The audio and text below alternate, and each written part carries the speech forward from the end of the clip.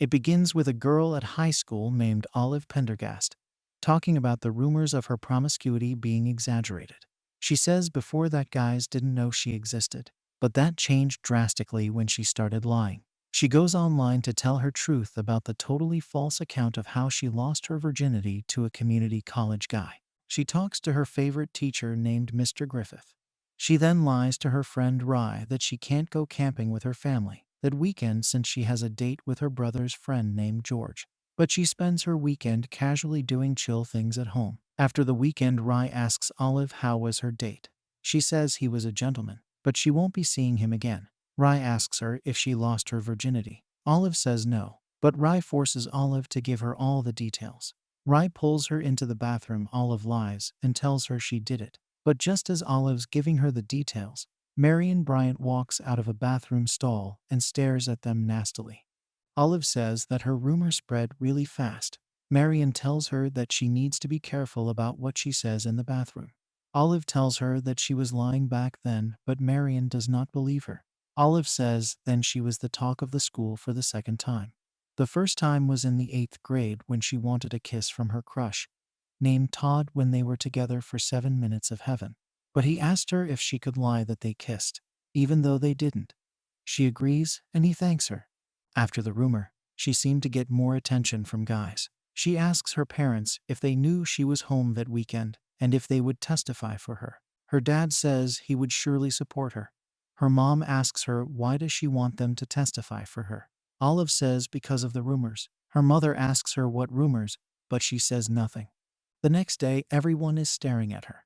She says she really didn't mean for the lie to make her popular, but she kinda likes it.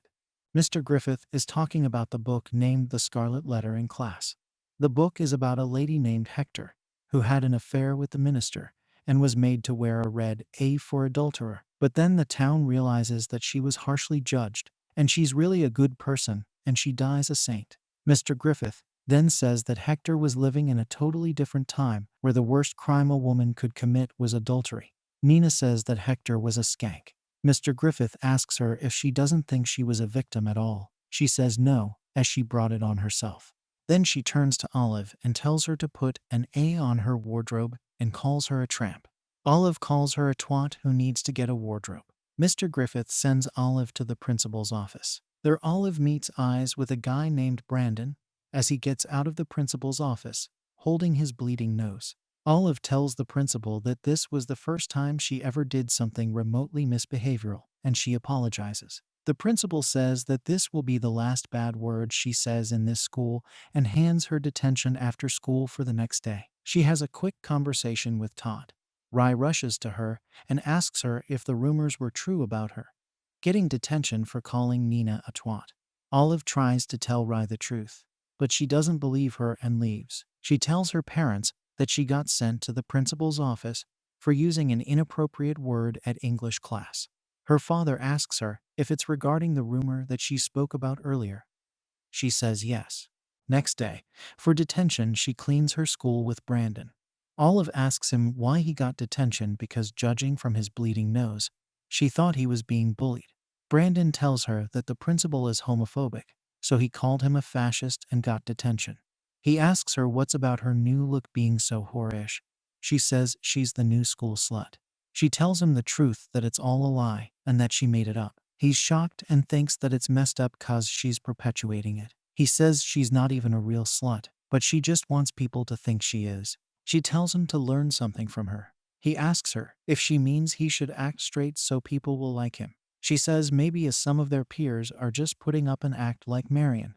He says some of them are just trying to blend in the crowd.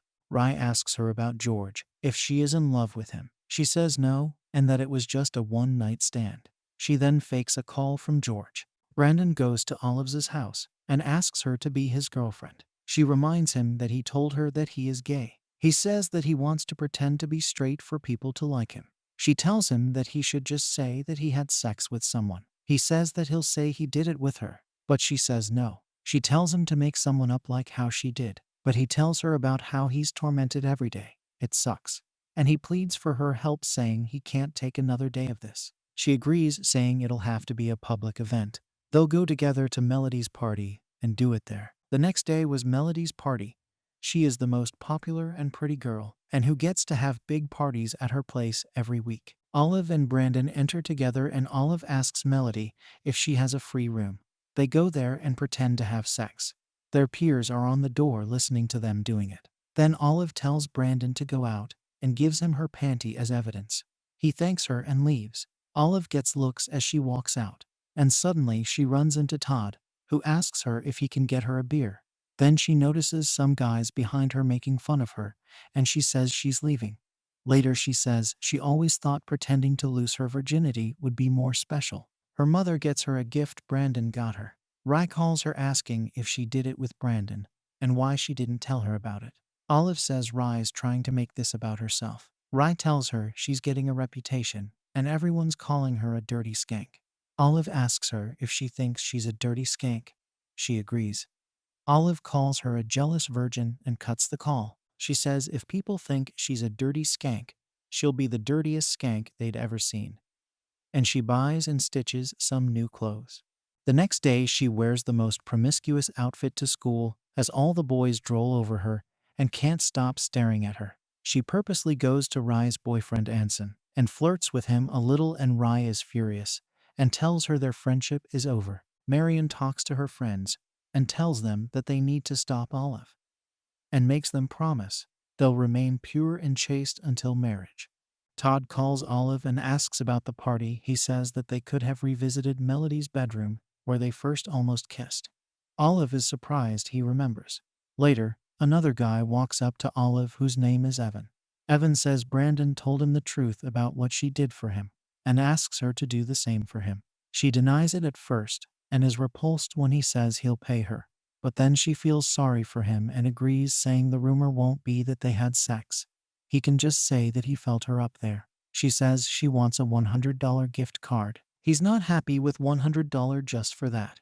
As they argue, a student passes them who hears them talk about money for sex. Finally, Evan agrees and Olive tells him she would have actually agreed if he asked her on a date, but she won't now, and walks away. She realizes that the rumor of her having sex for money spread faster than the previous rumor. But for people who know the truth, she was open for business and had a lot of customers. Many guys from school start asking her for such lying favors and pay her. But she says where's chivalry and romance? And that's what she wants. Then she talks about how she actually became a home wrecker. She goes to meet Mr. Griffith, who asks her why is she doing all of this. He says she's taking her reading assignment too seriously and asks her about the rumors. She says he should consider giving her extra credit for her effort. He says she's the only few who actually read the book, unlike most of her peers. He apologizes for sending her to the principal's office and says that he hates Nina too and wanted to cheer on when she did what she did. He tells her to stay awesome and she leaves. The guidance counselor, Mrs. Griffith, comes to talk to Mr. Griffith, and he asks her if she will be home for dinner. She says she is busy with schoolwork, and he asks her to talk to Olive and see how she's doing. Mrs. Griffith calls Olive to talk to her and tells her that she should let her freak on and gives her condoms. Olive says she doesn't need them. As Olive leaves, she tells Micah to go next. Olive asks Marion how her boyfriend Micah is not leaving high school when he's already 22. Marion tells her to mind her own business. Olive asks why was he crying.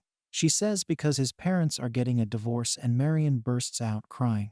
Olive consoles Marion and tries to leave, but Marion doesn't let her. Marion asks her why she's being so nice to her, and they both become friends. Olive says they were friends for an entire day, until Marion comes rushing to Olive saying Micah is in the hospital suffering in pain, and the nurse doesn't know what's wrong.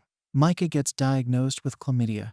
His mother hits him and asks him who he's been doing it with. He lies and says it's Olive. His mom calls Marion's mom and tells her, who then tells Marion, who is shocked. She then goes and slaps Olive. Micah is talking to someone on the phone, telling them that he doesn't mind they gave him chlamydia and he had no choice but to use Olive's name. He was talking to Mrs. Griffith and tells her that he is not afraid of being with her and no one can stop him from doing so. Mrs. Griffith cuts the call and begins to panic. Just then Olive enters her room and she sees Mrs. Griffith having an outburst. Olive tells her that Marion slapped her and Mrs. Griffith says that it's her fault, and she slept with a student who's not a minor and has been here for ages. She's not had sex with her husband in months, and suddenly a great-looking guy walks in and is really nice to her. Suddenly he gets chlamydia, so he tells everyone that he got it from Olive cause he doesn't want her to lose her job. But Mrs. Griffith says she'll tell everyone the truth. She'll lose her job, but she will do it. Olive feels bad for her and doesn't want the marriage of her favorite teacher to crumble. Hence, she decides to help. She tells Mrs. Griffith to call Micah and tell him that he owes her big time and that she confessed to giving him chlamydia. Olive sees her peers campaigning against her with signboards. She pulls Rye aside and asks her what she's doing, and if this is about Olive being more popular than her. Rye says this isn't about popularity. She bumps into Todd, who tells her to forget about all those people, but she says she doesn't care and walks away. She wants to understand why Marion is behaving like that, so she goes to get a Bible and reads it, then goes to a church to talk to a priest because she was feeling lonely. She goes and confesses everything in confession. She says no one was getting hurt initially, but many people hate her now, and she hates herself too. She is confused as to why he's not saying anything, and then realizes there was no priest. She goes to another church and asks the priest about their stance on lying and adultery. As he was answering, she realizes that he is Marion's father, and she leaves abruptly. She watches a movie with her parents and tells them that if they come across rumors of her having chlamydia, they should ignore them. But they ask her if she's okay and about why she's dressing like a hooker. She says she just wants some change and everything's okay. She then gets asked on a date by Anson, and they go to Lobster Shack. They get talking and the food comes by. She sees that Todd works at the place. And suddenly she sees Rye there too and asks Anson to leave immediately. As she's leaving, Rye sees her. At the parking lot, Anson gives her a $200 gift card and goes to kiss her. But she says she doesn't have sex for money. But he forces himself on her. She pushes him and walks away crying. Todd sees her crying, asks if she's okay, she lies, and he asks if he can drop her. In the car, he asks if she wants to talk about it. She tells him everyone thinks she's a whore, and she's starting to believe it herself. He says he doesn't believe the rumors and narrates how he was a scared guy who was not ready for his first kiss, and she lied for him. She's surprised he still remembers. He says he pretends that she was his first kiss. She asks him who was it then. Rye, he says, and she's pissed. Olive says Rye knew how she felt about him, and she also ran out of the restaurant for Rye. But she's doing this since ages. Todd asks her how she felt about him, but she asks him how he knew her address, because they used to carpool earlier, and he thinks she's cool, smart, and pretty. Todd asks her if he could kiss her and promises not to tell anyone. She says no, because she wants their kiss to be perfect. She says her life's a mess now, and she doesn't want to drag him in it, but he says he wants to be there for her. They hug and she leaves, then asks him why is he all of a sudden into her now. He says he hasn't overanalyzed it yet, like she's going to. Olive wants the lies to stop, and she could only think of one person who could set the record straight, and who would help her. That is Brandon. Then a girl tells her that Brandon ran away from home with a guy and left a note saying that he's gay. She went to all the guys she lied for, but no one agrees to help. She even went to Mrs. Griffith, who tells her to bury it. Olive then tells her she can tell everyone the truth, and she could lose her job. But Mrs. Griffith asks her, who will the adults believe, and leaves. Olive was pissed. So she goes to Mr. Griffith and blurts out that his wife is sleeping with students and has chlamydia. She feels bad because her words ended his marriage, and she regrets that the most. She tells her mother about everything. Her mother tells her that she had gone through something similar, and everyone used to say horrible things about her because she was a slut. But she tells Olive that she'll handle it better than her since she's smarter. She decides to put an end to this, once and for all, with her side of the story. That's why she does this webcast. At the pep rallies, she does a sexy dance routine to pique everyone's interest to log on. She says this was just a free preview and tells them to log on for the main event at 6 p.m. And since there's a basketball game at that time, she asks them would they rather watch the Woodchuckers game or watch her do one. The principal pulls her into his office, but she tells him that Mrs. Griffith will talk to him about letting her go, and she runs away with Todd. And that's how they get to her webcast where they're all waiting for her to kiss Todd. But Todd stands down her window playing her favorite song on the stereo. She tells him she's coming down. She tells the webcast that she really likes him. And she'll lose her virginity to him. Sometimes she doesn't know when. But it's no one's business, and she leaves. Mrs. Griffith goes to talk to Mr. Griffith. But he ignores her. Rye types an apology to Olive. Olive goes down to Todd and rides away with him. Thank you guys for watching. I hope y'all liked the video. If you did, make sure to smash the like button and subscribe to watch many more such cool recaps. And hit the bell icon too. Bye.